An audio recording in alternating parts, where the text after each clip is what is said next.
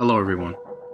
This is the story of a teenage boy who played video games as a form of passing time, a method of bringing friends together when not allowed to go outside to play, a way to escape living a drab reality.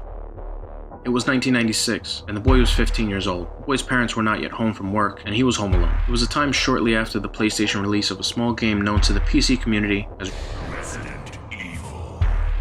This game single-handedly started an entirely new genre of gaming, and one the boy was all too unfamiliar with at the time: survival horror. As he sat in his dimly lit bedroom, at the edge of his bed, and face to face with his television, he started up his PlayStation and eagerly awaited sinking his teeth into the meat of the action.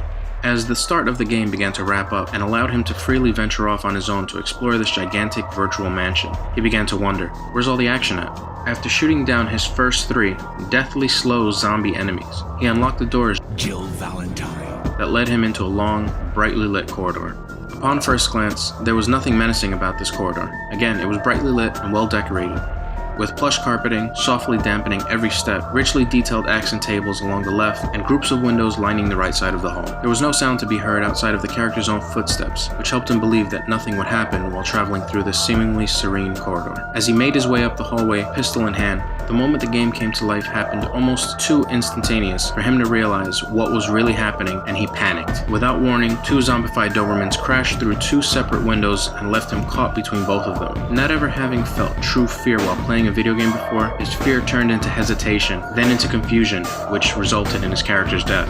Sitting silent, tense, and still, it took him a moment to recover from this experience, as the game had never so rawly touched a real emotion of his. The game was clearly a work of fiction.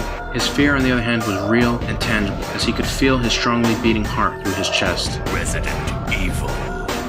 This boy I mentioned was me, and this defining moment was when I realized how much video games had become part of something larger. If done correctly, they could truly touch people in a way almost no other art form could.